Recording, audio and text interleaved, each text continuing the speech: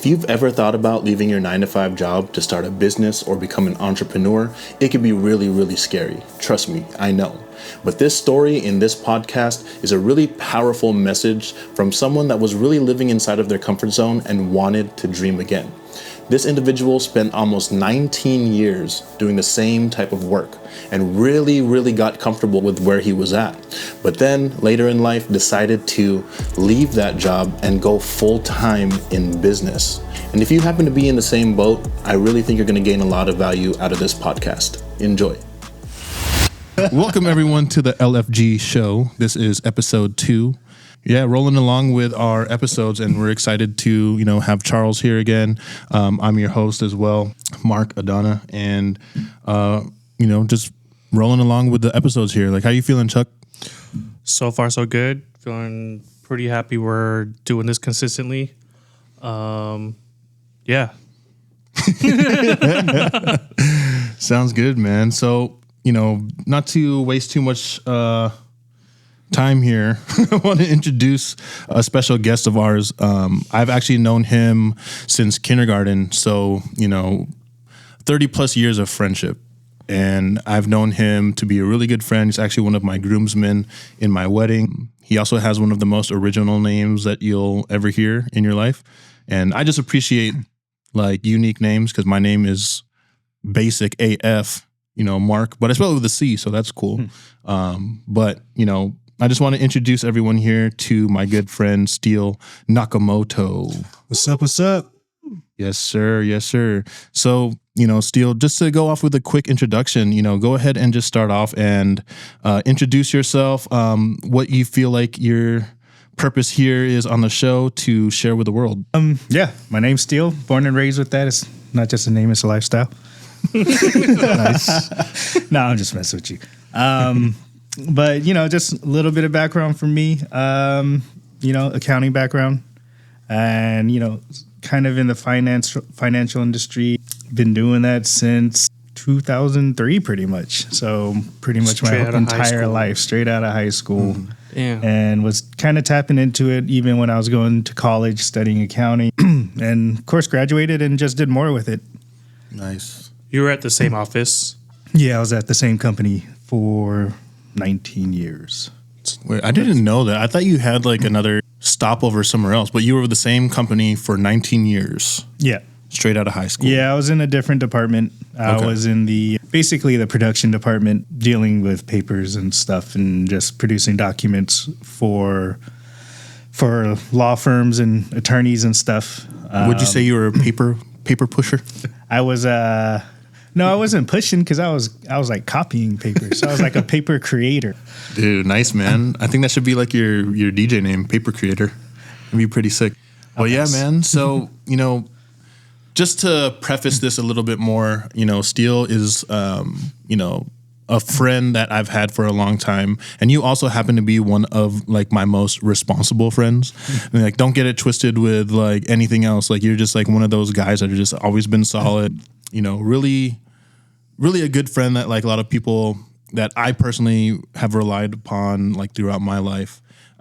So I just wanted to first off just say thank you for being you and for, being my friend for this long. I wanted to just say that because we all decided to get into business together. You, me, Charles, we all wanted to start a business in financial services within the last year and a half or so. So just to start off with that, working in the same company for 19 years, as you said, what was your mindset while you were in that field? Yeah, just doing the 9-to-5, running that rat race. My mindset back then was just let me wake up, let me start my job, do whatever I need to do, leave me the F alone, and don't call me, don't email me, just let me do what I do. And then once I'm off, and let me just watch sports, play sports, have fun, play golf, and just enjoy my life. That's all I wanted to do at that time. I mean, it sounds solid. That's what I think I wanted to do also at that time, right? That's what we think life is after you graduate high school, I guess. That's all we go knew. to college. That's all you know. I mean, it's kind of what most of us saw our parents do, and that's what we pretty much emulated. I mean, 20 years, that's a super long time. A lot of adults, I mean, I guess we are adults, but even the generation before us, that's a long time for people like them to be in those jobs. I'm curious, I mean, from 2003 out of high school, was that great pay already? Like, I mean, that would have made me stay if the pay was good, you know? I mean, for a kid, 18, 19, 20 years old, it was pretty good pay. Like, I've known you since high school, right? Since your freshman year of high school, since I'm a little bit older. And when have you ever seen me struggling for money? Like, when have you ever seen me ask somebody to borrow $1? For the record, like Mark said, Steele is definitely one of the more responsible friends that we've had. Money-wise as well. I don't want to say there's been countless times, but there is definitely a handful of times where Steele was definitely the spotter at first for myself. I always paid him back, though. Made that sure. I think what I really like what you said, Steele, was that, the money was good. Like, everything that you kind of described sounds like there's nothing wrong with that. Right. When we're like broke college students, that's a great situation to be in. You know what I mean? The alternative is what people working at McDonald's. I was at Target. My first job was Target. Like, 6 months? Yeah. I don't know what they make at Target, but like McDonald's making minimum wage, which back then was what, $7 or something like that. And I was making more than double that. Oh yeah, that's solid. At that time. And you did. I mean, you went to college for accounting, right? And you got a job with that degree. To most people, to be honest, it doesn't sound like a bad gig. Like, straight out of high school, you have money in your pocket, you have stability, you have, basically, like you said, like once you clock in, you put in that work and you collect a paycheck. It's just in and out. Everyone leave me alone unless you're telling me what to do. Aside from that, I'm just going to collect my check and go home and go about my day. So thank you for sharing your mindset. Actually, sorry, before go ahead, I do have another question still. Yeah. Because we were also students. Was that full-time or part-time? Working? Yeah. Part-time. I was working part-time. School full-time, and then I would work 2, maybe 3 days a week. I don't remember how many hours. Like, it was after school, usually. And then when I left junior college and went to real college, I was only going to school 3 days a week, and I was working the other 2 full days.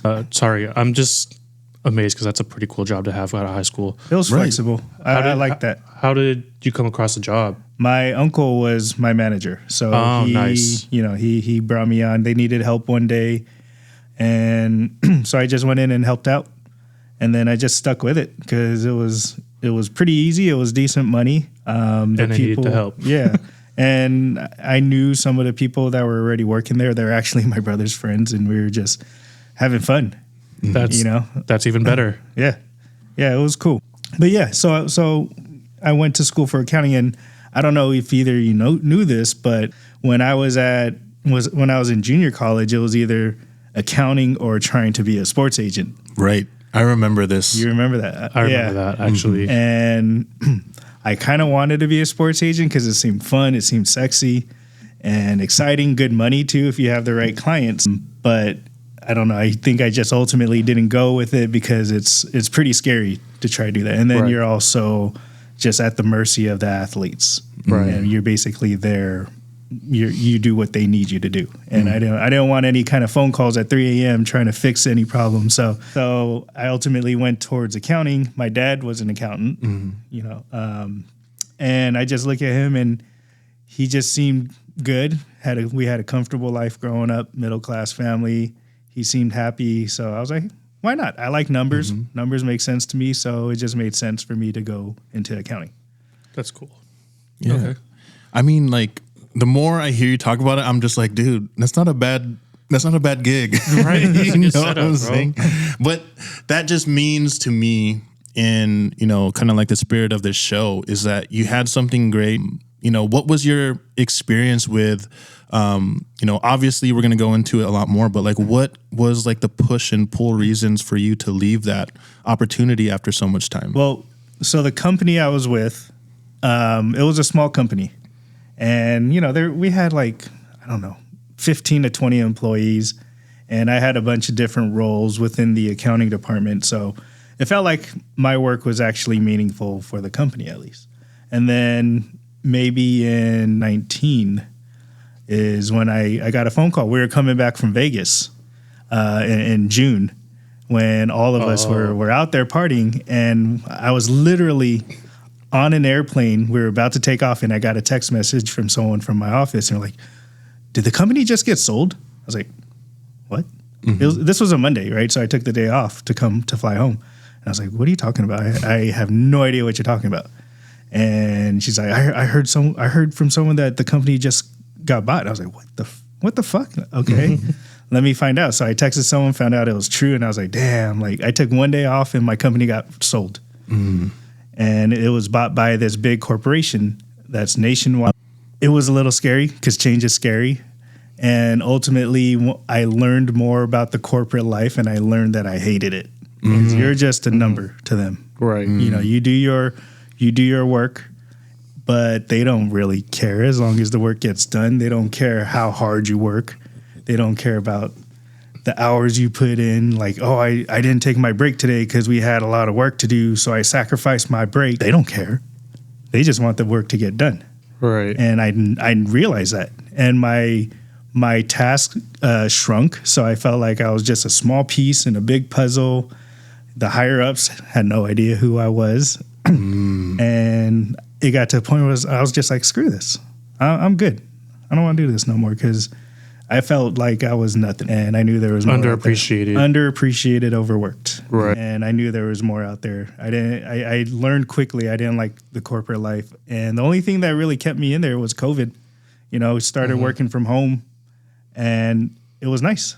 You know, waking up an hour later, not having a commute, and getting paid to, turn on a laptop, do the same work I was doing in the office. But the difference is I'm at home, and I got to watch Price is Right every day.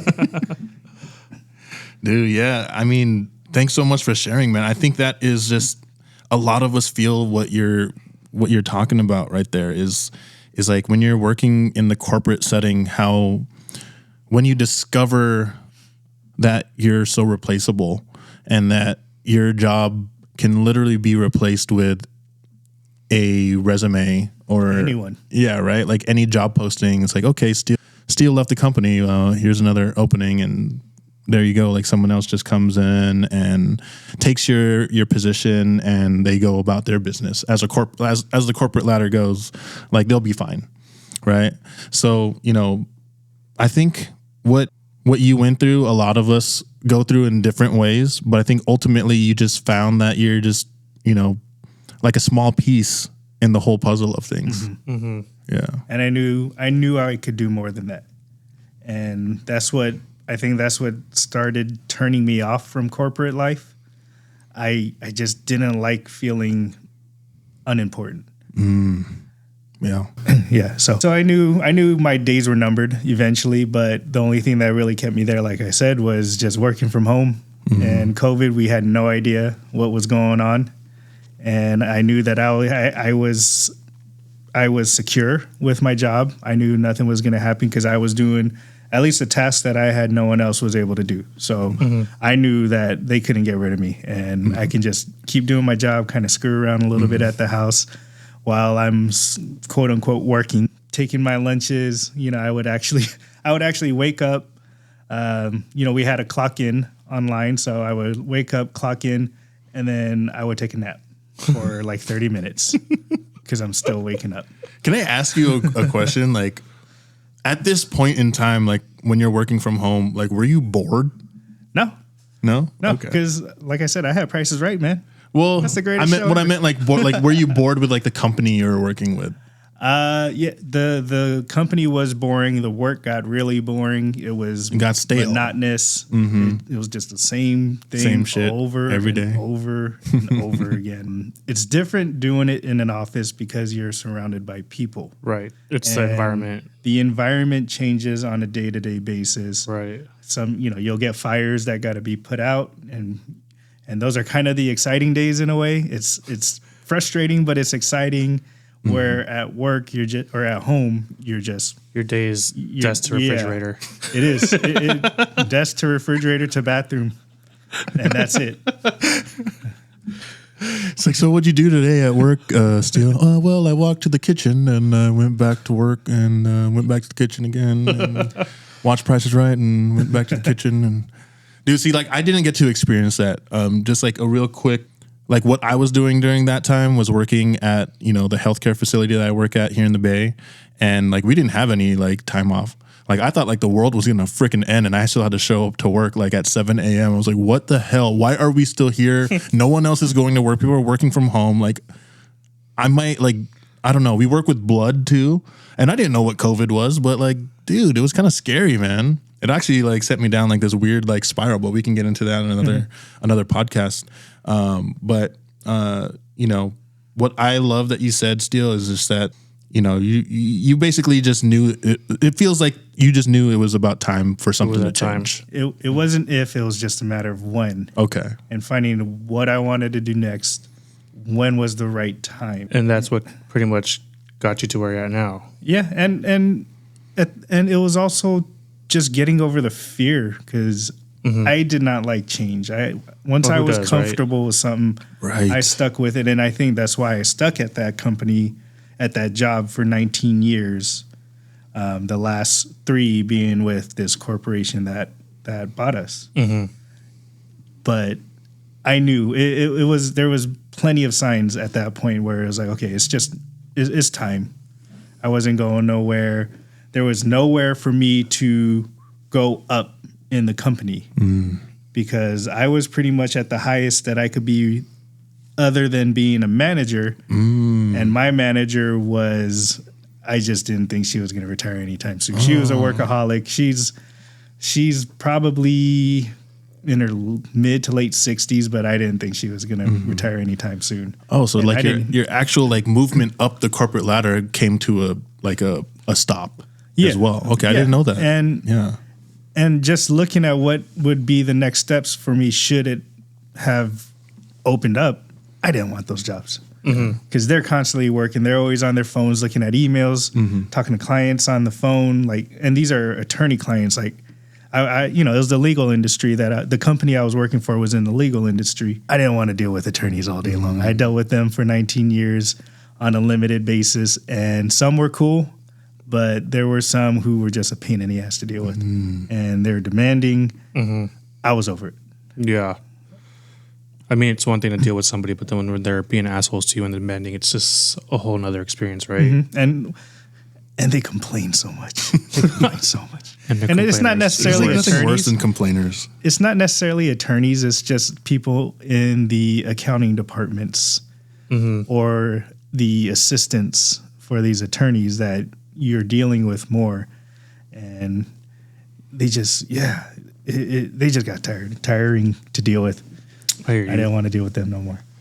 I'm good. Okay, so Steele came up with a title for this podcast, him being the guest, titled it Dreamless, one word. Do you want to elaborate on that, Steele? Yeah. So just to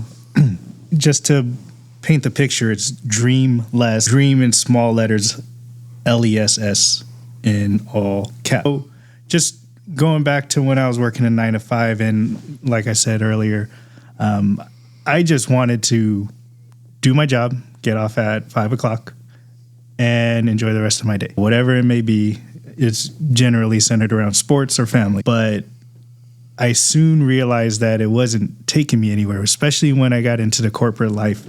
I realized it wasn't going anywhere, and I didn't know what I wanted to do. I had no dreams, and I basically became dreamless. And we all had dreams when we were kids, right? I don't know about you guys, but my goal, my dream was to be in the NBA. Unfortunately, it didn't work out because I'm short and not very good, but it was still a dream that I had when I was like a 10-year-old kid. I remember telling my dad one day, actually multiple times, I was like, Dad, I'm going to be in the NBA one day. And he's like, okay, you got to work hard then. I was like, okay. I didn't work hard either, but it would have worked out for a guy that's only 5.5 feet tall to make it in the NBA. And that was kind of it for my dreams. After that, of course, it kind of just went out of my head, and I just started living my life. Whether I'm going to school, going to work, I lost my dreams. So, like I said, I was dreamless. But on the other side of it, with the capitalization of LESS, where you dream less, now I'm in this lifestyle where my dreams came back, and I have things in place so I can hopefully attain my dreams one day. But the problem is now you have so many dreams because he's like, oh, I want to do this, I want to do that. And now you have like 50 different dreams that you want to do, but you can't do them all at once. You can't attain them all at once. So I had to take myself a few steps back and say, okay, you can't spread yourself thin and try to accomplish all these dreams at the same time. So now it's telling me, okay, it's great to have these dreams, but you can't reach all of these dreams at the same time. So I have to tell myself, dream less as far as the number of dreams that you have, and then really shoot for the big one. Yeah, shoot for not necessarily the big one. Of course, you have your main dream that you want to eventually reach, and that's like your ultimate dream. But you got to hit the little ones along the way, right? Whether you call them dreams or you call them goals, you have to hit the little ones along the way. So those, when I say dream less, is okay. Don't try to reach all 50 dreams at the same time. Start focusing on the first and the second ones, and you hit that. Then you focus on the third and the fourth one, and you hit that. So hit your smaller dreams in hopes of eventually hitting your big one. Nice.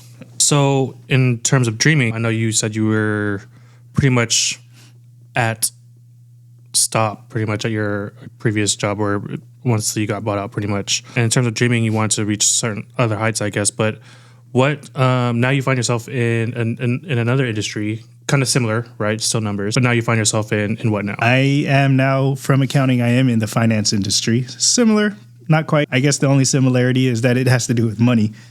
But it goes from accounting, where you're just keeping track of money, which is kind of boring, to trying to figure out how to grow money. And that is a lot more interesting, especially as you get older. Right. But, I went to school. I'd taken finance classes in college when I was in real college, and that shit was boring. Like, the two most boring classes I remember in college was finance and statistics. And I pretty much fell asleep every class. But I passed, but I didn't like it. And I figured back then, I was like, okay, finance ain't for me. I don't want to do it.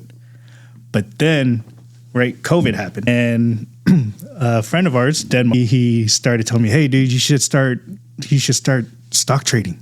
I was like, okay, might as well. It's like I'm working my job and I'm not going anywhere. We're locked in the house. So I think it was May 2020 to be exact.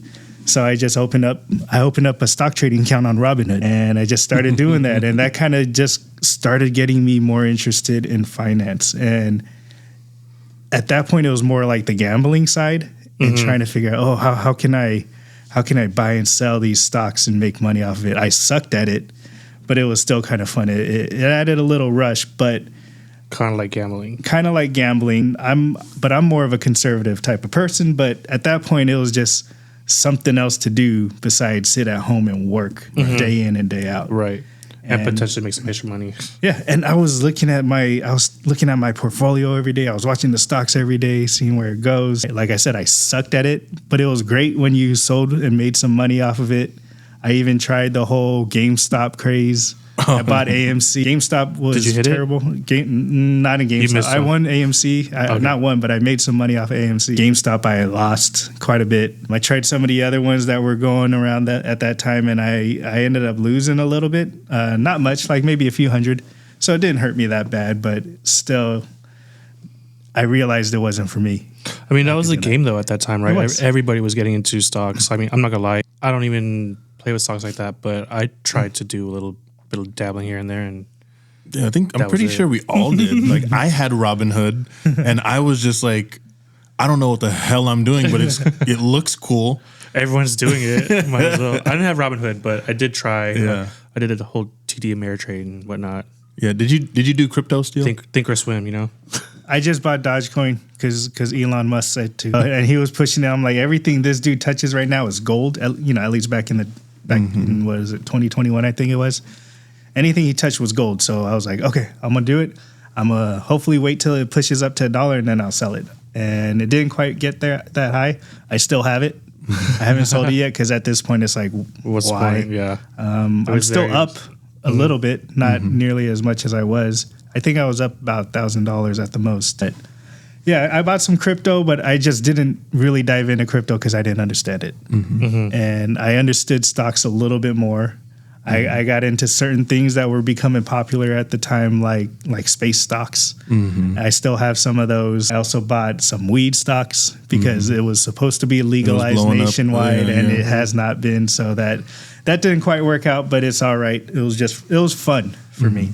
It was play money that just gave me a little bit of excitement. I don't even look at my account right now because it sucks. It's like down 75% overall from my high. So I just leave it alone, let it do what it does, and then maybe eventually when the market comes back, I'll start looking at it again. But I'm good off of it right now. So you got into the financial space for fun from a friend, but that's not the exact kind of like endeavor you dove into when it came to business yet, right? No, not at all.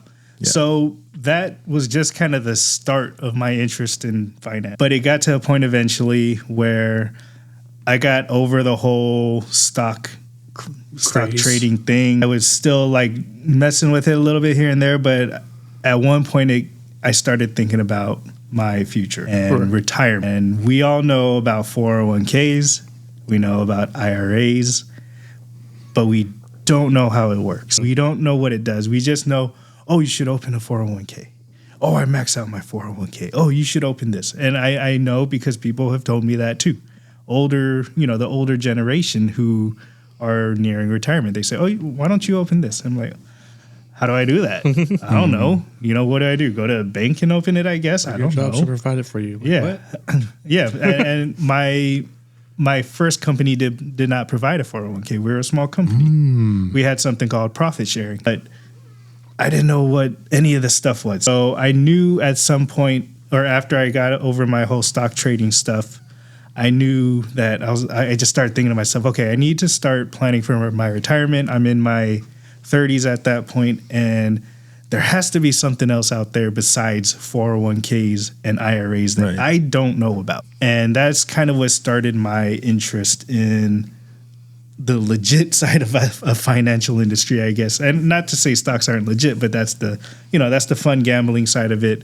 Now I have a little more interest on the other side of finance that actually helps you for the future, that actually sets you up for what your financial goals are. And I just didn't know where to look. That was the hard part, is like, okay, you can Google stuff, but you can ask people, but all you know is basically what you hear in society. Just stumble across. Yeah. So I'm like, okay, there's got to be other things besides 401k, IRAs, and stock trading, right? So, however, like a month or two goes by, and I'm on Instagram, and I see, I follow an old friend of mine who I've known since elementary school. She was a few years younger than me, but she posted a story on her Instagram page, and it was just one of those things where, oh, are you interested in learning about how I grew my income to 6 digits? And it was funny the first time, when you're looking at stories, you just scroll through, you just tap on the page and you scroll through to the next story. So I was just doing that, and I actually accidentally clicked on where she was asking, oh, do you want to hear more? Yes or no? And I accidentally clicked yes on the poll. Yeah, and I accidentally clicked yes. I was like, oops, well, maybe she won't see. So I just did nothing about it. With Instagram, you follow a lot of people that you haven't seen in years, right? In this case, I hadn't seen her in like a decade, maybe longer, maybe like 20 years.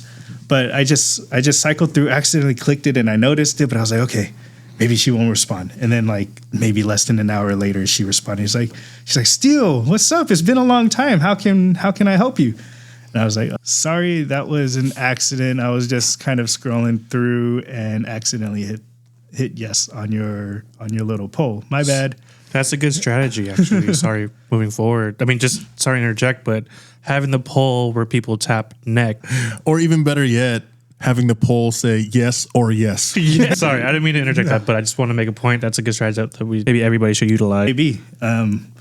But moving on, so maybe 2 weeks later, 1 to 2 weeks later, same thing. I'm on Instagram scrolling through. You fell for it twice. I hit the same button again. Her button placement on point. Yes, right where I'm right-handed, so I'm doing it with my right with my right thumb, and I did it twice. And she was like, "Hey, what's up, Steele?" I'm like, or no, actually, I messaged her back right away. I'm like, "Oh, my bad, I accidentally did this again. I didn't mean to, but it's right there where I tapped with my thumb." And she's like, "Okay, no worries." And then this maybe was 3 weeks later, she had that thing again, and I saw it, and I just tapped yes this time. I was like, you know what? Let me know what this is about. So I actually tapped yes. And her response was, "Steele, did you accidentally tap yes again?" And I was like, "No, I actually did it on purpose this time." So what's up? It was the same type of information that was being offered. Yeah, it was the same thing each time. It's kind of like Instagram ad. Yeah, in a way. The more you see it, now you want to like know more about it. Yeah, but at that point, it had already piqued my interest. Yeah. And combine that with me wanting to learn a little bit more about the finance industry, and she had something in there. I don't remember exactly, but it did mention something about finance, and I just wanted to see what's up. What is it? Because here I am, kind of coming off my stock trading craze, and then also me now trying to find something else that is better for my finances, for setting up my retirement. So I was like, okay, so what are you doing where you're making 6 digits a year? You're younger than me, but yet it seems like you're way more successful than I am, and I'm just running the rat race. So what's up?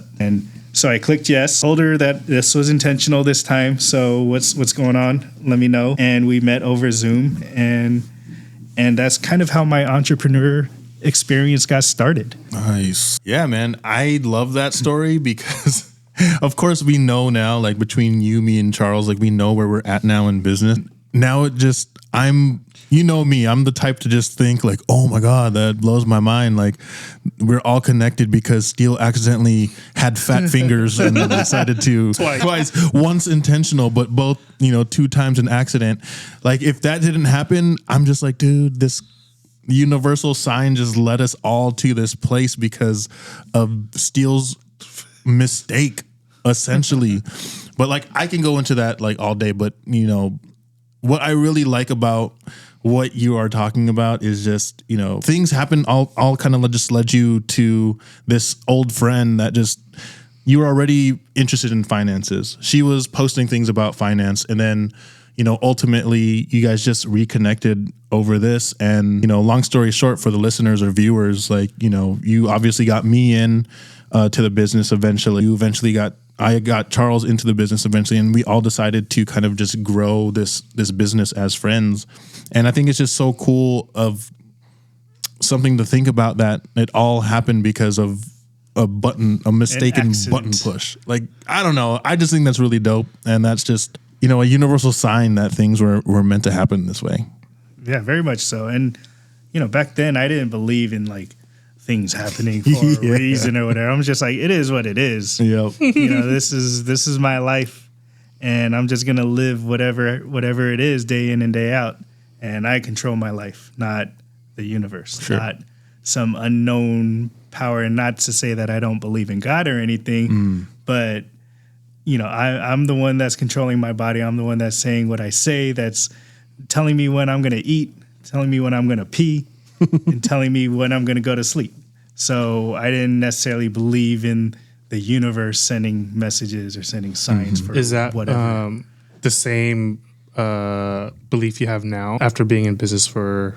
I've always been a little bit more of a realist, but I'm also a believer. I do believe in things like karma, for example. So I do believe like good things come to those who are good, however it does. I think that's kind of the extent of my belief, at least back then, to just the supernatural forces in a way. Right. And not the bad supernatural stuff, just the spiritual world. I guess I believe in it a little bit more now because it's great to have that hope and that faith. And faith is guided on what you don't know. Yeah. Faith is basically the spiritual world. So I do have faith that my journey is going to take me where I want to go, where I am dreaming, as long as I put in the work. Yeah. Wow. And that was also going back to the whole dream less part. That was also a reason why I was like, okay, dream less is, hey, yes, you have dreams, but dreams don't come true if there's no action behind it. So, hey, dude, stop dreaming and get your shit together. Stop dreaming, start doing. Stop dreaming, start doing. Start working. Because if you don't work, then dreams are just going to stay dreams and you're not going to reach them. Man, that is super powerful. And like just knowing you for this long as friends, just to hear you kind of share your experience with how you kind of, in a way, transformed into being a little bit more spiritual or believing in faith in yourself and your dreams means a lot.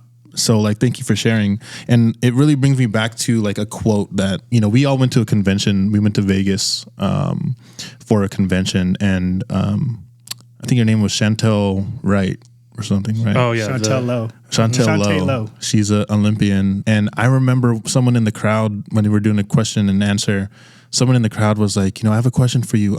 You know, what is the one thing that you tell your kids? What's one lesson that you teach your kids about that's like really important for them to all know? And she said, well, I tell my kids this. I tell them, you know, dreams without action are just dead dreams. Right? So like everything that you're saying is just like really connecting with me, because I'm like, man, dreams without action really are just, they're just floating around in the universe. But until you take action and like turn them into real tangible things, they really are just thoughts and just floating around. Until you decide to take action, then your dreams are a possibility. But you must take action. You can't just take the back seat and not do anything, right? And just dream all day. The action part is so big. And, you know, I think just taking action on a day-to-day basis towards your dream is what life is all about. You know, that action is life. Oh, yeah, man. Super powerful. Dream less, do more.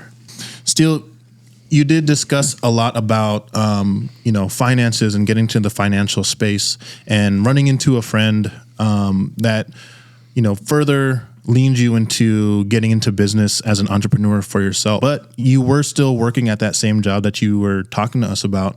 So what was your experience? What was the next step? So I just basically treated this finance business as a side gig. It was just something I was kind of messing around with because obviously I had my accounting job. That was my main source of income. And so that I would, you know, that's obviously where all my efforts were put into. My time was put into it. And then occasionally I dabble into the finance gig that I was working on.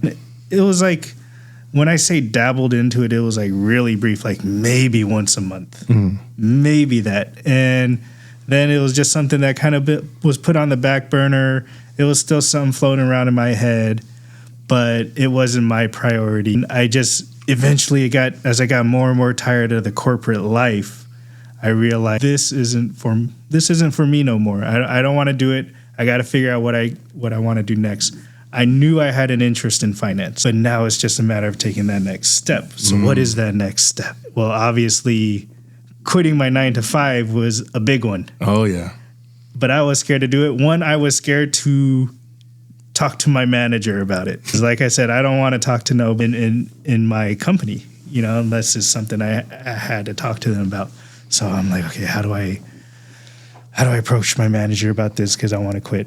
The scary part about quitting, though, is I was just so comfortable. I like being comfortable. And that was something I realized I needed to stop. I needed to get out of my comfort zone if I wanted to try something new and I wanted to get somewhere in life. And this is when the dreams start coming back. So eventually I worked up the courage to call my manager. And I remember it was a Friday in September. And I was like, oh, hi, I just want to tell you something. Such and such date's going to be...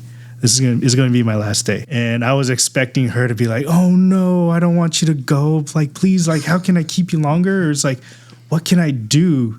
So I had things already made up in my head. Like, okay, this is how I'm going to respond. And I think about everything. I am the prototypical overthinker. Mm-hmm. So I'm thinking of like 20 different scenarios and how I'm going to respond to each. And after I told her I'm going to quit, she was like, I'm not surprised. I was like, what? What do you mean? Is that the one situation you did not play out? It was the one situation I did not expect at all. And I was just shocked. Okay, I know you like me because we never had any kind of argument. I'm a yes man kind of person. Like, just let me know what you want me to do and I'll do it. no questions asked, I'll get it done. And when she said that, I was like, what? And so she kind of elaborated on it a little bit more. She's like, you're just too smart for this job. I was like, thank you. Nice. Well, I wasn't expecting this. I don't know how to respond to that compliment except an awkward thank you. And thank you for everything. Yeah, I'm still going to leave you. And that was it, So, and she just said, okay, if you don't mind just sticking around like a little bit longer, a couple weeks later, so we can kind of make the transition easy for whoever is going to take over your job after. So I was like, sure, no problem. The only thing is I need this week off because Vegas was the end of September. Right. And at my job, you work that last week of the month because it's end of the month numbers in accounting. End of the month is a big thing. And Vegas was a big convention for the financial space that you're in. And Vegas was a big convention that I wanted to go to. I did not want to miss. And I was like, okay, this is why I'm calling in this week because I'm either going to quit. Wow. Or I'm going to quit before it so I can go to this. Or if something happens, I'm going to get this week off. I'm going to the Vegas no matter what. And when I got that response I didn't expect, I was like, yeah, I can stick around later as long as you give me this week off. Sure. And she's like, sure, no problem, whatever you want. Yeah. And so Vegas happened and I come back to work and she's like, okay, do you know what day you're going to leave? And I just said, I'll just do October 21st was my last day, October 21st, 2020. And I was like, okay, let me just stick it out because I have health insurance. So let me go to the doctor one more time. I have another dentist appointment already scheduled. So let me keep my insurance just for a little bit longer so I can have them pay for these last couple appointments before I quit. And got through that and eventually quit and started my new life as an entrepreneur. Didn't, I guess the other company, nobody knew about what you were doing on the side? I think maybe 2 people knew. Not the manager, though. Not your manager. No, definitely not my manager. I only talked to her when I had to. And actually, my manager was in SoCal anyway. She was in a completely different area, not even close to me. So my only interaction with her was really when the occasional time she emailed me, but she liked phone calls. She liked to call. So when I see her phone call coming in, I'm like, fuck, what do you want? Like, just leave me alone. Hello. That's such a crazy story. I think I like what you said when you said you're a prototypical overthinker, because I think a lot of people out there are the same way. People just probably don't look at themselves like that, but we think of so many scenarios of what we're going to say or what we're going to do, and you come up with 10 scenarios if something happens, and like, when in reality does it ever happen that way? Like, we all put in this like fear in our head of like what's going to happen, and it just never really comes to fruition. Moving on with your story, Steele, like, you say you're an overthinker, you're very, very analytical type of guy, and there has to be like a lot of fears and things that you have to overcome to build up the courage just to leave your job. So what was like your vibe and your feeling after you finally quit? After I quit, I was just more like, hell yeah. I don't got to wake up anymore early to clock in and do this work. I knew I had this financial business in my but I was just enjoying my time. Mm-hmm. And I heard multiple times from various people like, you've been working there for so long, enjoy it right now. Like, just enjoy your life and go do things. So, of course, I went and did things. I did some traveling. A lot of golf. Just, waking up when I wanted to wake up and going to bed whenever I wanted to go to bed, watching Price is Right every day, catching up on TV shows and movies and stuff. I was just enjoying my life. I was the most relaxed that I had been in. That's dangerous. It is dangerous because it's a freaking drug. I don't know why I'm picturing you as like as Kevin McAllister from Home Alone. He's just like having ice cream delivered to his hotel room. He's watching bad movies he shouldn't be watching, and he's like going for a swim and doing all this shit, dude. That's what it felt like. I most definitely enjoyed my time. I guess I could have traveled a little bit more, but looking back on it, but for those couple months where I felt the freedom, I just enjoyed it. I enjoyed that time off after my 9-to-5, so not having to be on somebody else's schedule. Mm-hmm. That I knew this is what I wanted to do. I wanted to be an entrepreneur at that point, but it was scary because just the word entrepreneurship just scares the hell out of me. What about it scares you? Just not knowing, just having to work so hard for yourself, where I was just used to my entire adult life just doing whatever task you're told to do, and then you just get a paycheck. I was like, okay, yeah, tell me, like I said, tell me what to do and I'm going to do it, and just pay me and let me live my life. Yeah. So it's a total 180 from what I was used to doing, from what I was comfortable doing. I'm just curious, Mark, was that the same experience for you with the word entrepreneur? You know what? Like for me, I think I was just more excited to do something else. For the record, for listeners out there, I'm still working my part-time job. It was actually a big deal for me to go from full-time to part-time this happened about 8 months ago. I made the switch down to part-time, but I'm still working at my part-time job. So I love the topic that you're talking about, because I am going to go through that same struggle, or at least that's the goal. For 2023, I definitely want to follow your footsteps and leave my current job. But I'm more excited. To answer your question about like entrepreneurship, I really just want like more for myself and more for my family. You know, the money I make at healthcare, it does give me health benefits for free. It does give me a good solid salary annually, but I just want more. I think wanting to be uncapped with how much money I can make is something that really intrigues me. I want to be my own boss. I want to start a legacy for my daughter and my family. You know, with those things in my mind, I really can't do that just working the same job that I know I'm not passionate at. So, you know, everything that Steele is talking about, the fears that come with it, with quitting, like I dream of the day that I can quit, and I'm going to get there. I'm working towards it.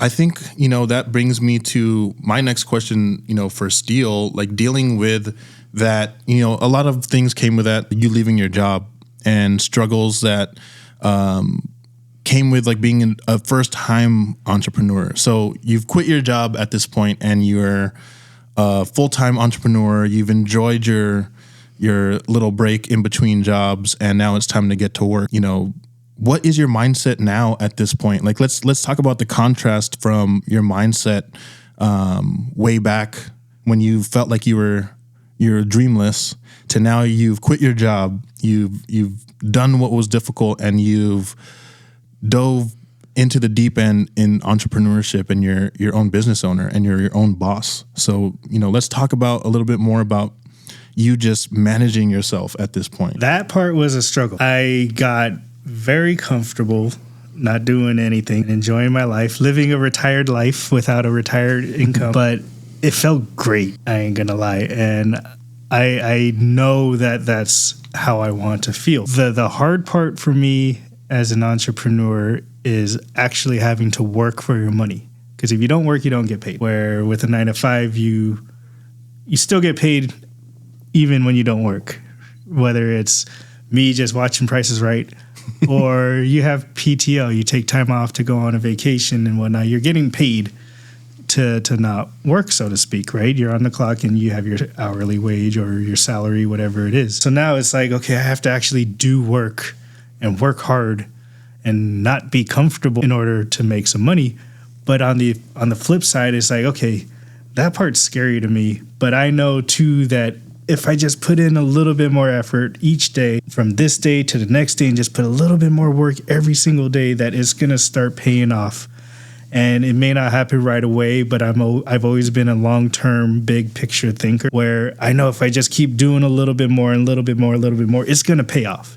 It's going to pay off. It's just a matter of being patient, which I have a ton of, and just staying the course and just being stubborn enough to keep doing it day in and day out.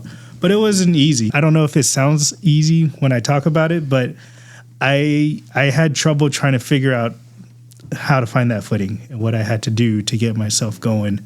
And that's where my friend who got me into the business, her name's Janae, this is where she helped me find my footing. And it just started with having a schedule, having a routine. So instead of waking up whenever the hell I wanted, I'm like, okay, even though I don't have a 9-to-5, I still got to treat this business as a 9-to-5. But how do I do that? So she's like, okay, just start doing this. Start calendaring. She gave me a kind of a calendar thing, and I started writing down, okay, I wake up at 9 o'clock, and then I do this when I wake up, and then I'll do that, and just try to stick to that schedule. And once I kind of got the grasp of that, I started treating it more like a job, and it didn't seem so scary anymore. I was like, okay, I know what I need to do every morning now. I wake up at this time, I do this, this, and this, and maybe I'll eat a little bit whenever, kind of try to fit it all in my schedule. And once you have that schedule set and you can stick to it, it becomes 100 times easier. It's your routine. And at that point, it's just a matter of overcoming other fears at that point of the actions that I need to take to build up my business. What type of fears are other fears? Well, in our business and in the finance business, you have to find clients, right? They're not just going to magically appear on your door. So, with my old job, like I said, just don't talk to me, leave me alone. And I'm not like a full-on jerk in public, right? I am kind of an introvert in that I don't really care to go out and just make conversation with any random person. So just having to open up my mouth more and talk to people it was a big step for me. Even if it's something as simple as like, hey, how you doing? Like things like that. Hey, how you doing? I can do. I've been always been able to do. But that's just part of being nice, right? Yeah, because I'm a nice person. Right. I'm naturally a nice person, so I can do that to make eye contact and do that. But anything after that is just awkward to me. Like I can't turn a hi, how are you doing into a 10-minute conversation because I just don't know how to small talk. And I think like I'd like to add to that. There's definitely some things you have to overcome. Like a lot of people think that if you're getting into a business like that, by the way, we're in financial services. That's like the umbrella that you're talking about, right? A lot of people think you have to be born with like the gift of gab or the gift of just knowing what to say at all times. But I think that stuff can be learned, right? You had to learn how to be like that or learn how to open your mouth and speak on certain things, right? And it's totally something that you can pick up and learn, right? Very much so. Yeah. It was just a matter of getting used to it. The first step is to just open up your mouth and just say screw it and do it. Because the worst thing that'll happen is someone just says, I don't want to talk to you. Right. That's the worst. So like approaching people is something that we need to teach ourselves how to be good at. So I think I want to like kind of pick Charles's brain here. For you were in sales and commission for a long time. Do you feel like that side of like approaching people, talking people into maybe selling a product or just, you're in real estate, so selling homes and just talking to people, like, is that something you feel like you built up over the years or were you kind of just born with that skill set? I think through experience, it was built up maybe. I mean, growing up, I was not always, but before high school, for sure, I was more of a shy kid. It probably wasn't until high school until I started like speaking more and learning to be more of Charles, I guess. But definitely feel like it was something that I had to work on. But it wasn't hard for me. It just opposite Steele, I was able to speak and have a conversation, turn a hi, hello into a 10-minute conversation. And I think I attribute that to me being curious.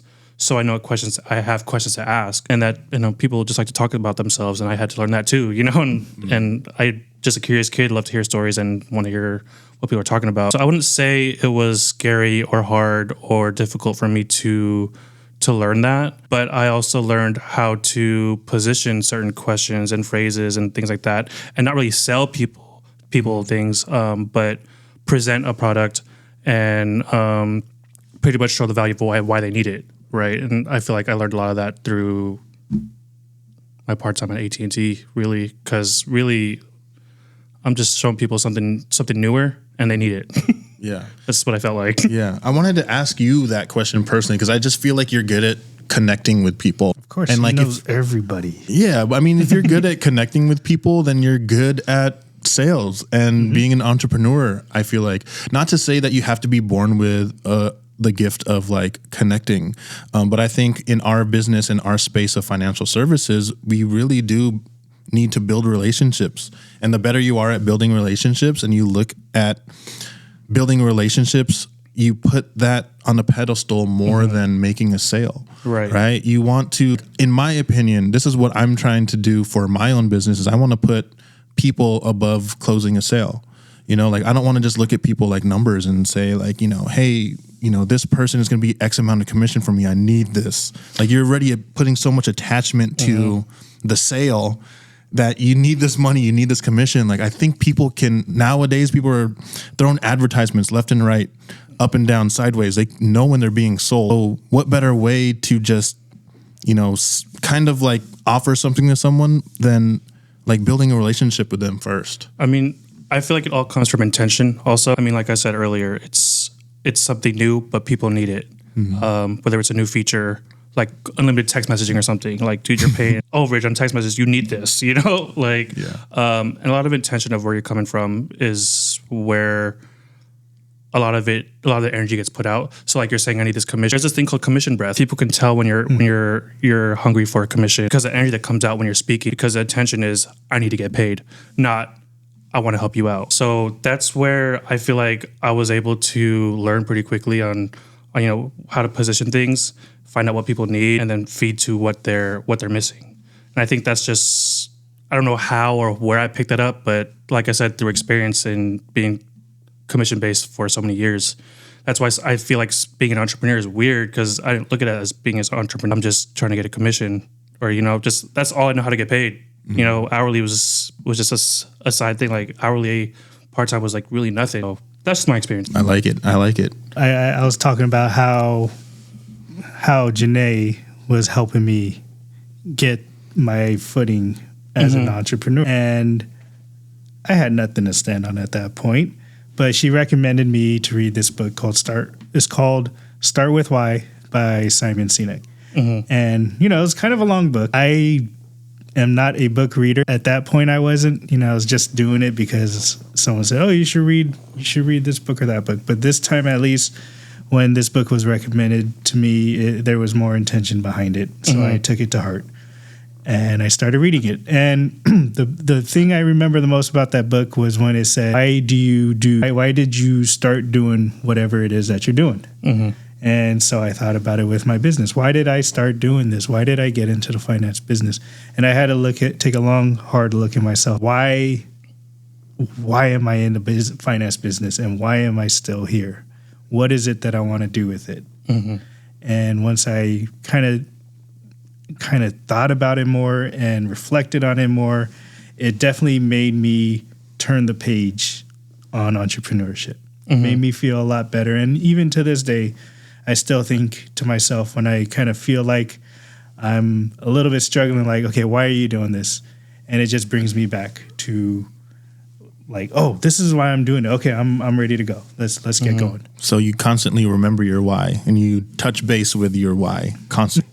I'm just curious, is that why that you found then when you first read that book, or not learned, but like, I guess read the book and started applying that to your life? Your why then, is it the same why now, or is it like a revised version of it? People more. It's the same way. It's still the same way. When I first said yes to this opportunity, it's in finance, is to help people figure or set themselves up for retirement, because I didn't have that guidance. I didn't know what to do. A lot of us didn't really. I realize that's a lot of us, a lot of people that we all know and we're close to. So I was like, I have an interest in finance. So Start With Why by Simon Sinek was probably a pivotal point in my entrepreneurship life. It opened my eyes as to why I do what I do, why I got into the finance business.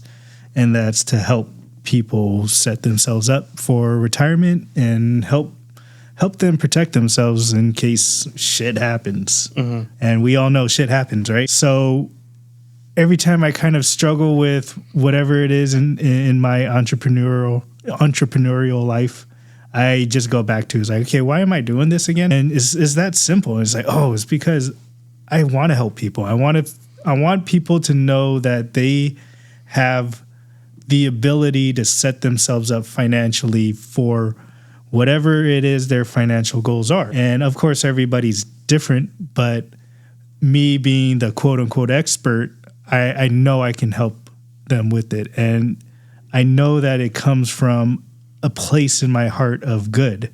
not me just trying to look at everyone as a dollar sign, because I'll be honest with you, money doesn't motivate me.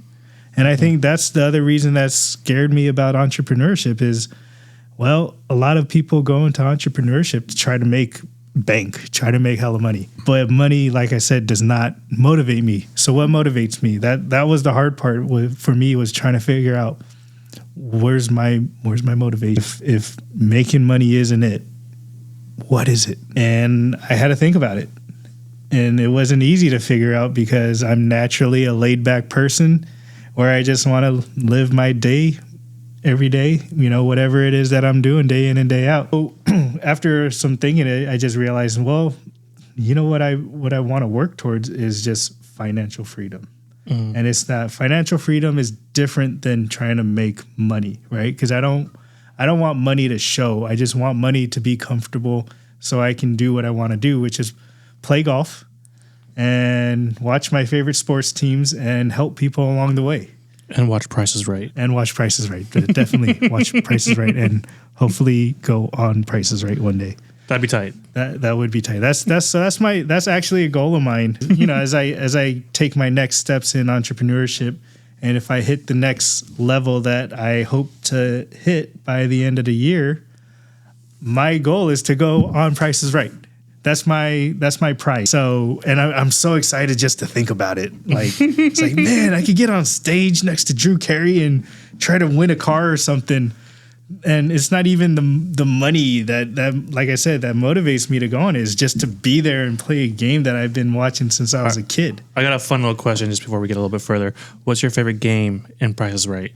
Ooh, that's a good one. Well, there is a golf game. The putting one? The putting one. But that's a little scary too, because people are going to expect me to make it.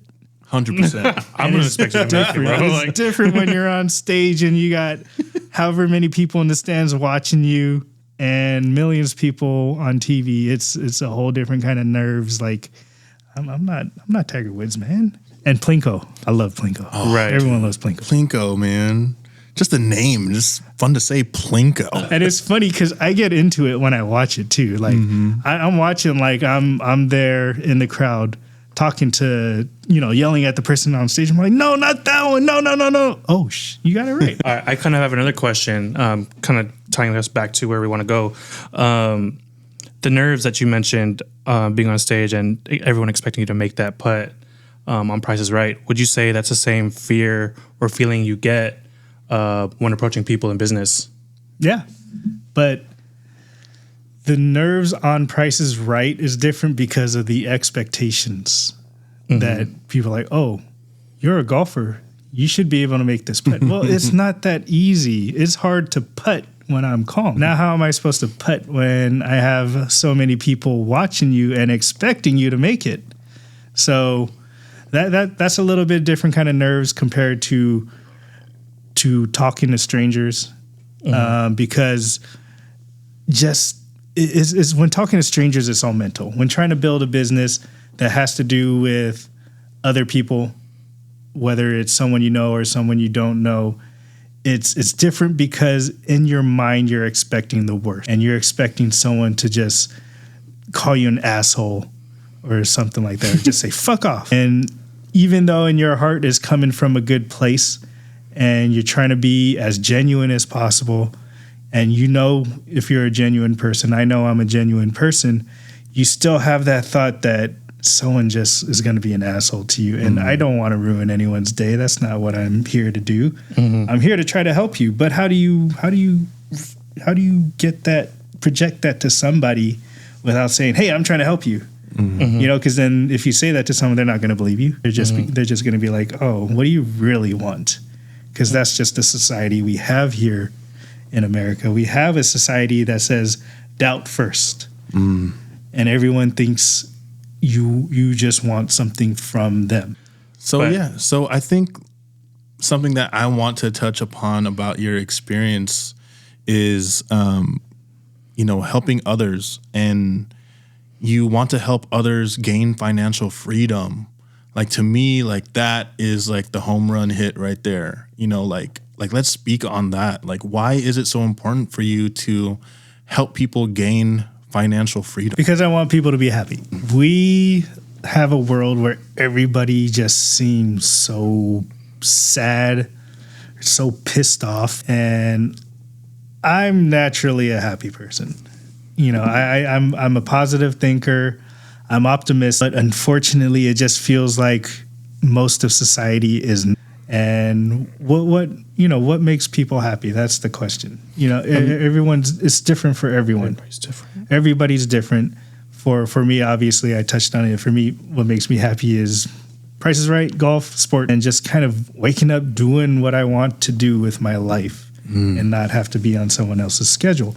It may be different for the next person, of course, but at least when you have financial freedom, you have that option to do whatever it is that you want to do that makes you happy. Because there's so much stress in this world for whatever reason. Everyone has a different reason to be stressed about whatever it is. If you can not have to worry about money, then we'll be a much happier world. And it would just be 1,000 times better. I love it. But then that also, you know, that ultimately is your why, and your reason why is like financial freedom, which I love that. I also want to like tap into Charles too. Like what, since we're talking about the Simon Sinek book, you know, what's your why? Like you're in real estate and financial services, 2 businesses rolling at the same time. Like when you feel like things are getting tough or things that you try to find to push you and you re-engage with your why, like what is your why? Like Steele's was financial freedom. What would yours be? Mine is really along the lines of time, time spent with family, friends, loved ones like you guys. I fucking love that shit. Like I love laughing and conversing over great food and just uncontrollably laughing, like mouth full of food, and you know, just enjoying our time, drinking and whatnot, right? And I absolutely love it with like the kids. I mean, we went over the last episode. Funkle Charles loved the kid, right? And that is pretty much what I strive to have as much as possible. But I also know that I can't have that unless I'm doing work to be able to afford those times and whatnot, right? So my why is really is friends and family and being able to have that time, even though it's not always available to you because everyone has different schedules too, right? Having that freedom to create your own schedule and create the freedom to attend a birthday or a wedding or whatever. Like I really try to make it a point to attend almost like everybody's events if possible. Yeah. So like availability is like really big for you. You know, you have, you know, compared to me and Steele, you know, we have similar circles of friends, but you definitely have like one of the largest circle of friends. But I really can say, like, now that you've explained it in that fashion, like you really are available, but in a way where it's not like you're just always available when but it's like you work towards that. Right. You know, like you just kind of made me realize that availability is so important to you, and that's why you put in the work, and that's why you became an entrepreneur, and now you believe in it so much you're becoming an entrepreneur. You know, I think I really commend you, you know, both for sharing your stories and just, you know, both of your reasons why, surprisingly enough, isn't just about you guys. You know, like both of your guys' reasons why is for other people. And, you know, just to reflect on that and just see where you guys are coming from and how you guys have grown over the years. Just like we don't ever get to talk about this type of stuff. You know what I mean? Right. This like is it's kind of deeper than our normal conversation. Right. Like people don't get to see this side of us, and that's what I think I'm really starting to enjoy about podcasting is allowing people to see the reasons why we're doing what we're doing. You know, it's like we're not hitting you up, sliding in your DM saying like meet up with us because we just want a commission check from you guys. Like we really find like a purpose and a fulfillment that we're trying to achieve, which is we want to share with you what we're doing because financial freedom is important to us. Financial freedom and being available for friends and family is important to us. And that's why we're trying to go out there and spread the mission of what we find valuable. And we just want to share that. You know, it's huge. It is huge.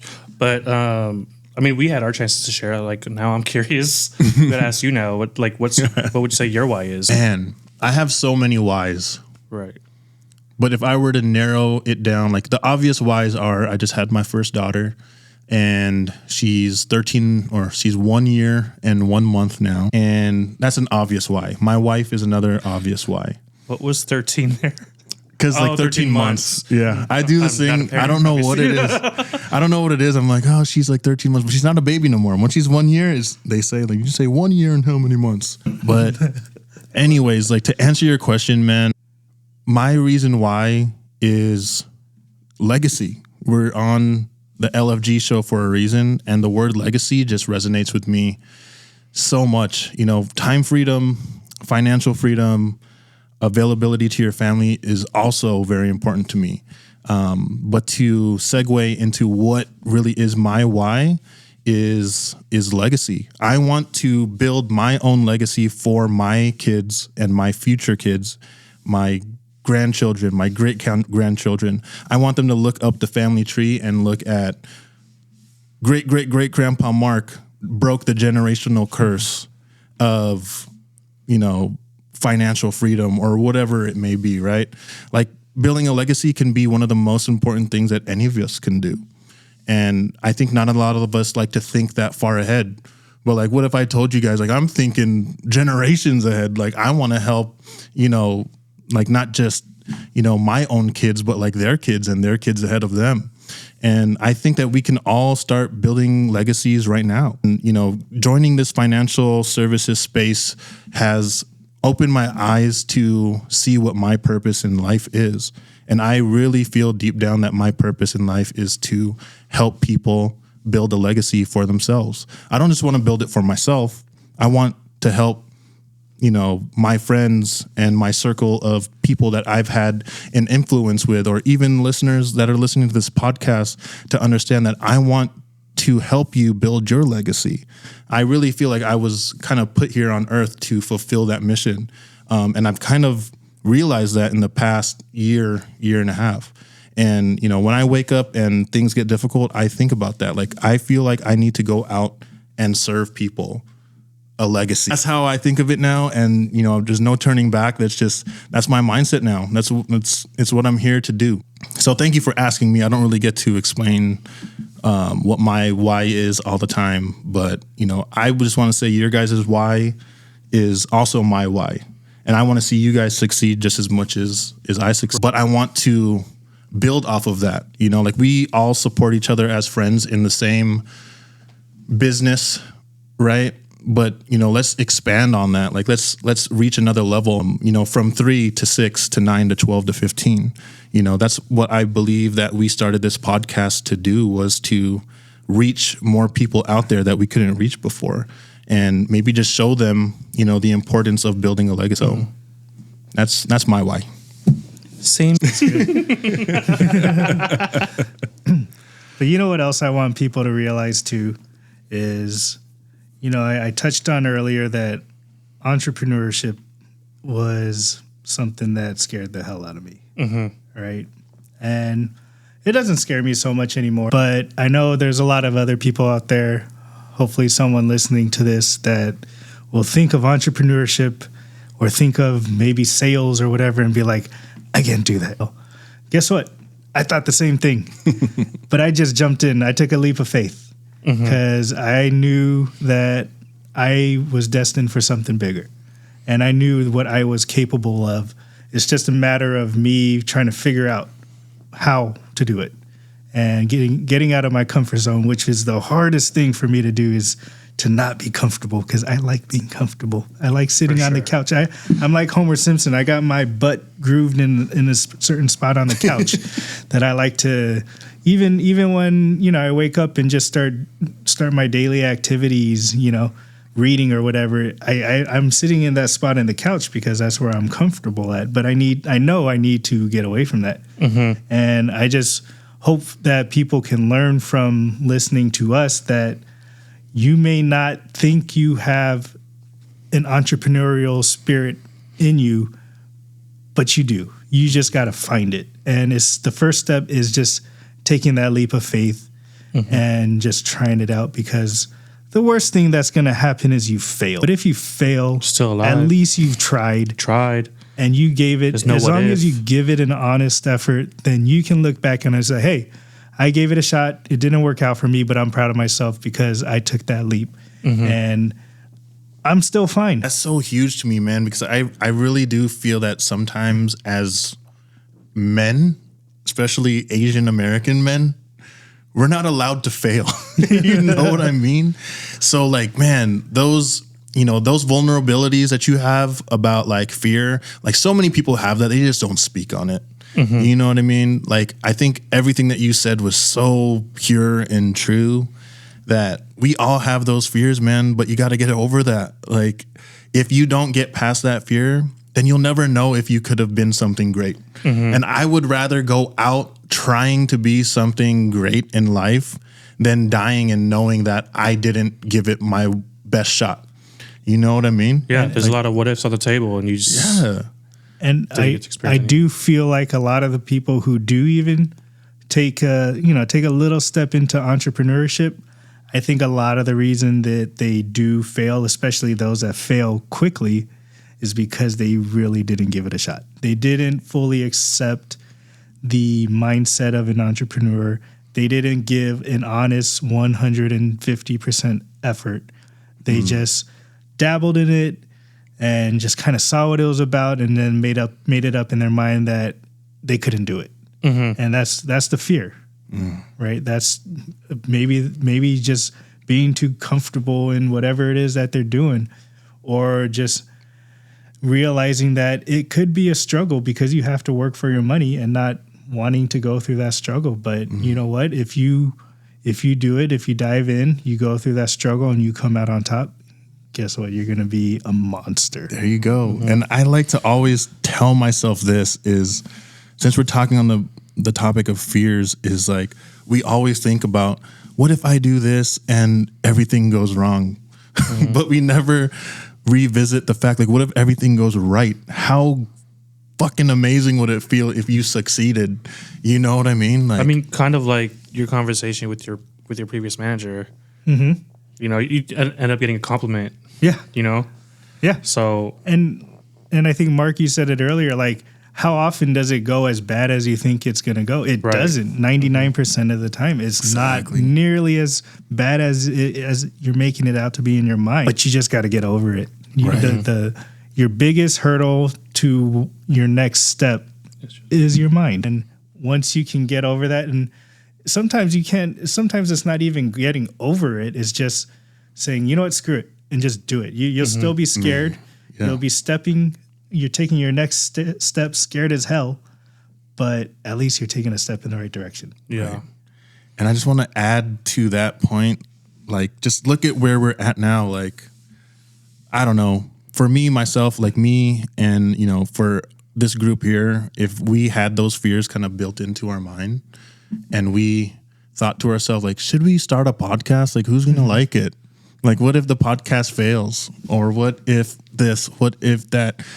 Fuck that, dude. But I think that's why we bond so much on that level. It's like, dude, let's go out there and give it our fucking best shot, man. You know what I mean? Like, why not give our best, like, effort forward? Like, if we think building a podcast is going to reach more people and outreach to our goals of our whys, and, you know, the reason behind us doing this is to serve others and to be good people and to build relationships with others through the outreach of a podcast, like, just do it, bro. Our reasons why are to help others. So why not just freaking do it, and fuck all the other stuff? If people judge us, if people don't like the show, if people don't do this, don't do that, like, that's not why we're doing this. Like, our focus is on serving others. And when you're, you know, if you're focused on service, there's no need to be nervous. My bad, bars. You know what I mean? Yeah, for sure. And you know, in every entrepreneur goes through ups and downs. And I've only been doing it full on for since October, like 6 months. Let's round up to 6 months. And you guys already know this. I talked to you about it, and I'm going to open up to everyone else that just a couple months ago, I was going through self-doubt.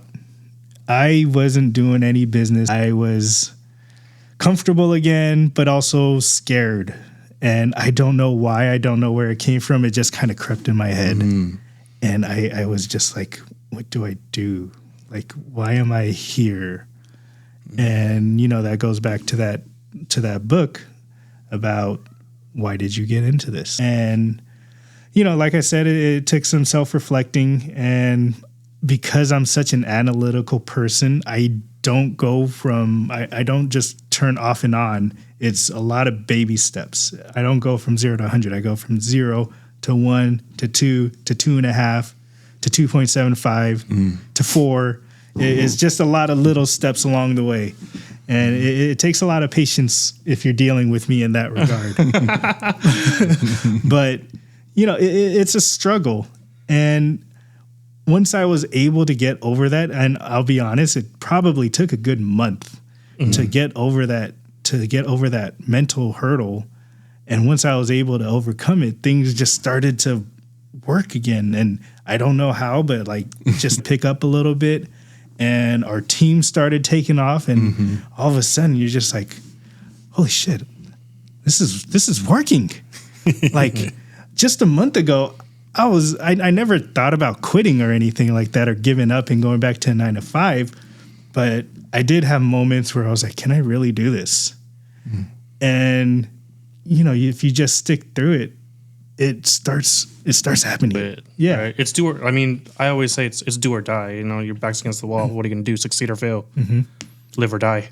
The crazy thing for me is that it came and I wasn't expecting it. Yeah. And now it's taken a life on all on its own. Right. And this fire that I didn't have even 3 months ago before I was struggling, now this fire is starting to, it's lit. Well, what it was is, you really enjoyed your time on the holidays with the family. It's your first time to enjoy that without having to worry about a 9 to 5 job working or whatever, right?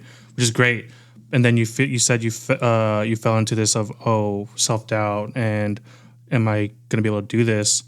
But then, like you said, business took a turn, momentum started coming into play, and now, I feel like right now, Steele, you've done a great job of riding that momentum and creating business for yourself.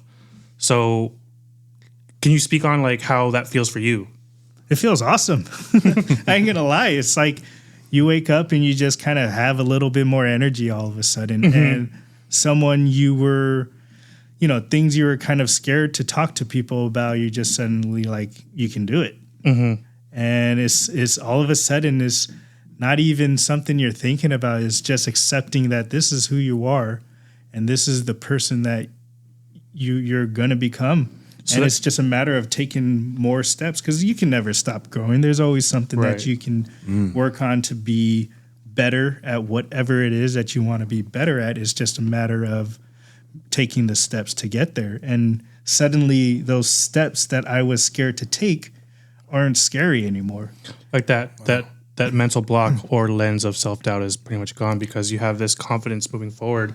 Yeah, I mean, I can't say it's fully gone. There's always that little thing, and I think that's just me being who I am. And there's always going to be that little nugget in my head that says, "Can you do this?" And but now, because my confidence is a lot bigger, it's like I'm just stepping over that now and just be like, "Fuck it, yeah, you can," because you've done it. And better is you have people that are doing it with you that you know. That you have known for a long time. And if they see it, if they see the value in what you do and decided to join you, then that just brings even more confidence. And as the team, as more people join us, it's like, oh, okay, I'm not crazy. Right. Like I'm not tripping. Like what I saw in the finance business, it wasn't just me that saw it. When I see a lot of other people having the same opinion and the same belief in it, then now you start believing more, and you know what steps you need to take next, and that's clarity, right? And I have that. I suddenly have a lot more clarity now than I did just a few weeks ago, and it's just becoming more and more clear every day. I know what I need to do on a daily basis, and it's just now a matter of going out and doing it. Right. I mean, I got to give it up, man. Like, that moment you just had right there of me hearing that makes me so fucking excited because it just shows how much growth there's been. Seriously. And for you to be like, fuck yeah, I can. I've never heard Steele say that, like, say it like that ever. Yeah. Like, yo. Yeah. That just shows your growth, man.